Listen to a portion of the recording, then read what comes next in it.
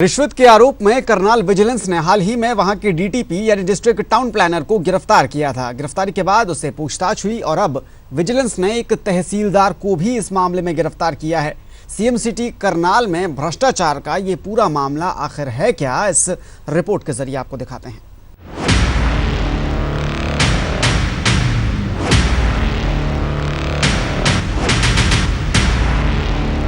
काम सरकारी, कुर्सी भी सरकारी, दावे भी सरकारी, लेकिन पैसा उसका कोई नाम नहीं, उसकी कोई जात नहीं, उसका धर्म नहीं, उसका कोई ईमान भी नहीं। सरकारी कुर्सी पर बैठकर सरकारी ओहदे का इस्तेमाल करके लोगों की गाढ़ी कमाई से कैसे बंगले खड़े किए जाते हैं, ये कोई इन जनाब से सीखे। नाम है विक्रम सिंह, पद डीटीपी यानी डिस्ट्रिक्ट टाउन प्लानर करनाल। जी हां, करनाल, सीएम सिटी करनाल और मुख्यमंत्री के शहर में रिश्वत का काला कारोबार, वो भी सरकारी कुर्सी पर बैठकर। इस काम को ये जनाब अकेले नहीं कर रहे थे। इस क्रांतिकारी कारनामे में इनका साथ दे रहा ये शख्स, नाम रामबख्श और पद तहसीलदार। इन दोनों के खेल को पकड़ा है विजिलेंस ने और जो खुलासे विजिलेंस की पूछताछ में हुए हैं वो अपने आप में हैरान करने वाले हैं।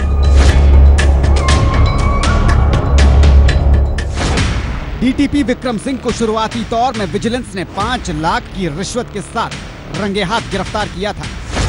बाद में उन्हें कोर्ट ने 3 दिन के रिमांड पर भेज दिया। विक्रम सिंह के घर पर विजिलेंस ने दबिश दी तो करोड़ों की संपत्ति का खुलासा भी हो गया। घर से 78 लाख की नकदी भी बरामद की गई और कई दस्तावेज भी मिले। कई बैंक अकाउंट, जमीन, फ्लैट, ज्वेलरी, यहाँ तक कि क्रिप्टो करेंसी में भी पैसा लगे होने के सबूत मिले। 3 दिन की पूछताछ में तहसीलदार रामबख्श का नाम भी सामने आ गया। विजिलेंस ने तुरंत रामबख्श को पूछताछ के लिए बुलाया और पहली ही पूछताछ के बाद विजिलेंस ने रामबख्श के खिलाफ भी भ्रष्टाचार अधिनियम के तहत केस दर्ज कर उसे भी गिरफ्तार कर लिया। मैं जो है ना ये मिठाई डीटीपी विक्रम कुमार को खिलाना चाहता हूँ और खासकर जो है ना अपने सीबीआई को खिलाना चाहता हूँ।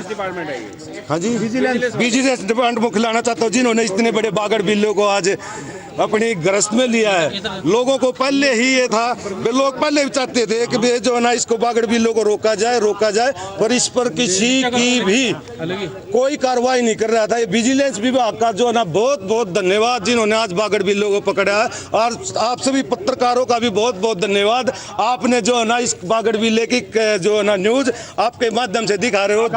मकान आपने बूढ़ा खेड़ा में बनाया था। आपको भी मकान तो इन्होंने गरीबों के आशियाने उजाड़े हैं।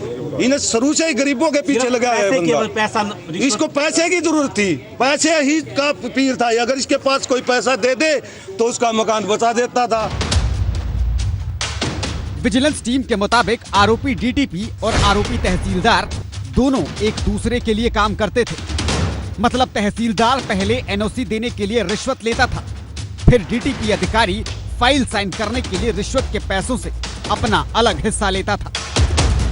यानी ये दोनों सूरमा मिलकर सरकारी कुर्सी पर बैठकर ऐसा रंगारंग कार्यक्रम कर रहे थे जो ना किसी को पता चला, ना किसी को खबर हुई। जो हमने ये डीटीपी साहब को पहले गिरफ्तार किया है, उसी मुकदमे में तहसीलदार राजबख्श को गिरफ्तार किया गया है।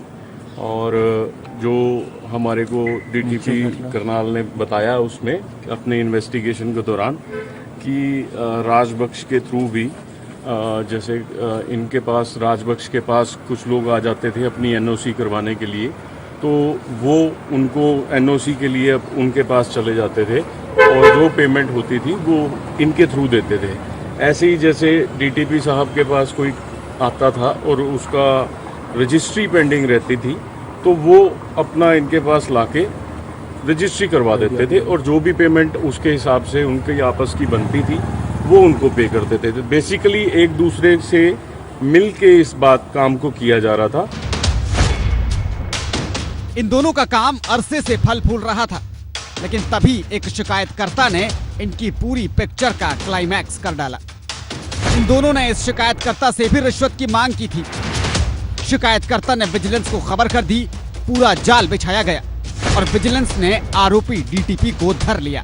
लेकिन धरे जाने के बाद पता चला कि कहानी तो यहाँ से शुरू होती है।